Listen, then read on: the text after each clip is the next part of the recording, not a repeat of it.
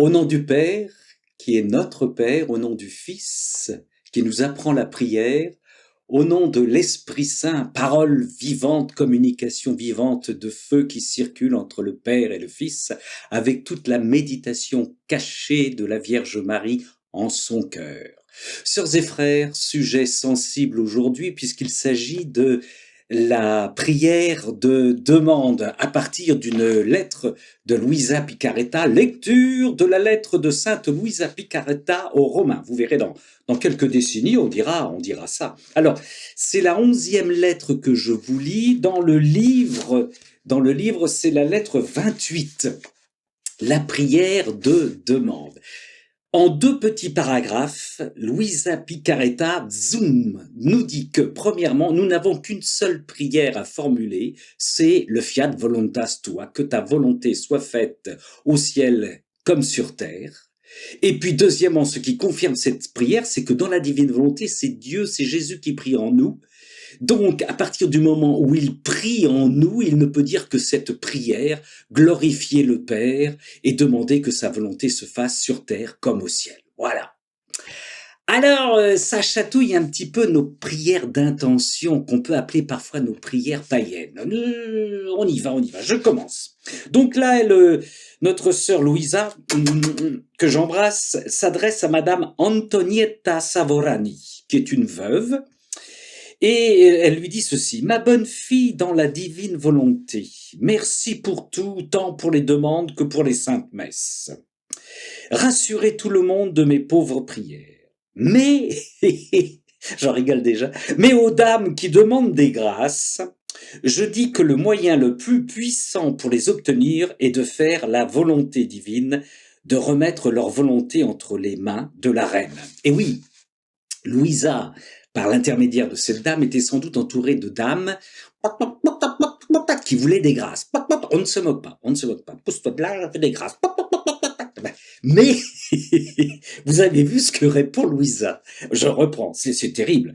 Mais aux dames qui demandent des grâces, je dis que le moyen le plus puissant pour les obtenir est de faire la volonté divine, de remettre leur volonté entre les mains de la reine, afin qu'elle puisse les échanger avec le divin, et aussi de lui donner la première place en tant que reine et mère de leur famille.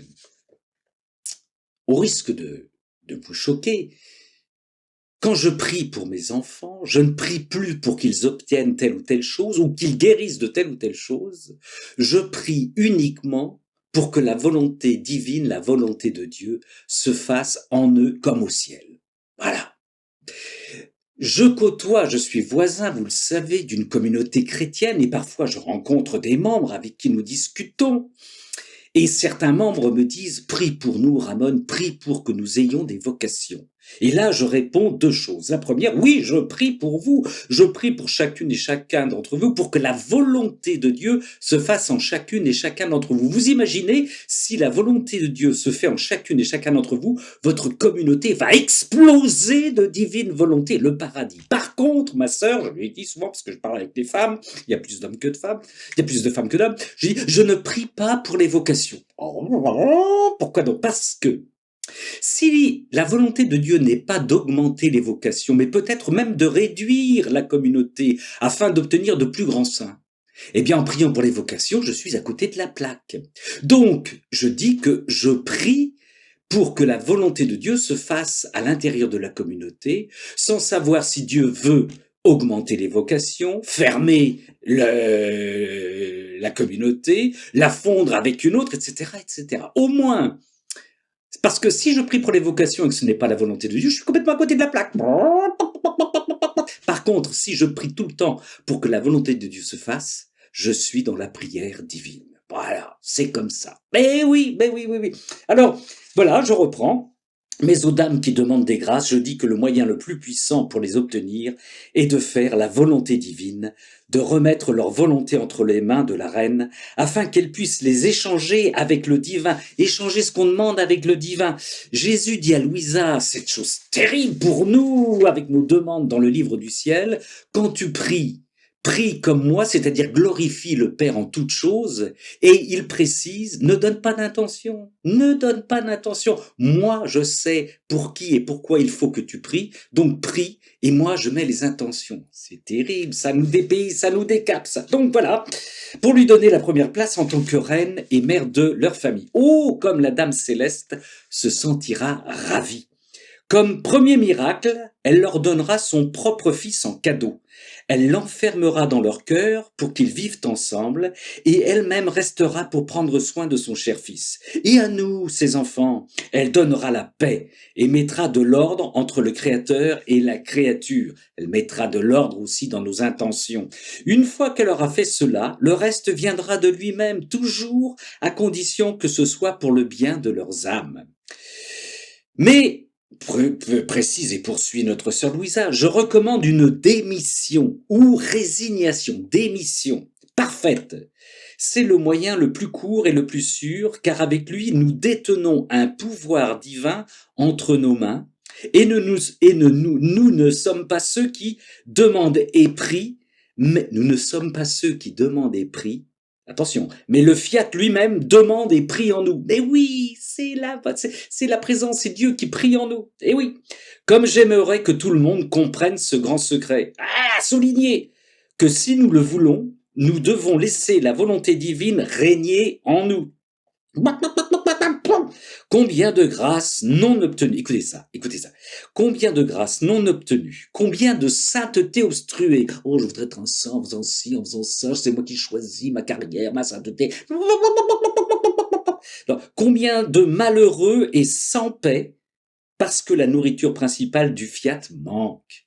Viens prier en moi. Viens faire ta volonté en moi. C'est tout, c'est tout. La vie de Jésus manque en nous. Je reprends ça parce que c'est terrible.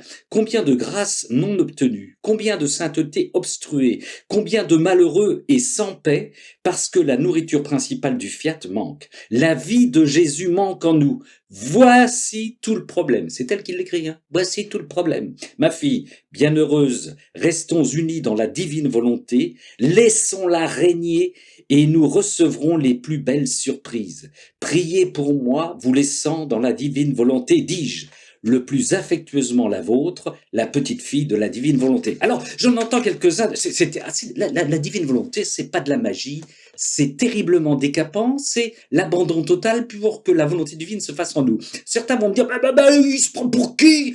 On peut plus prier pour les vocations, on peut plus prier pour les vocations, mais le Ramon il déconne. Alors je n'ai jamais dit ça, je n'ai jamais dit ça. Si la volonté de Dieu est que des vocations se développent, en priant pour que la volonté de Dieu se fasse sur terre comme au ciel, je prie pour les vocations. Mais encore une fois, si la volonté de Dieu est que pour le moment, les vocations se réduisent, j'en sais rien moi, parce qu'il a d'autres plans, j'en sais rien, afin que la sainteté augmente, je ne vais pas prier pour les... Vous comprenez? Je ne vais pas faire de ma demande pour les vocations un absolu.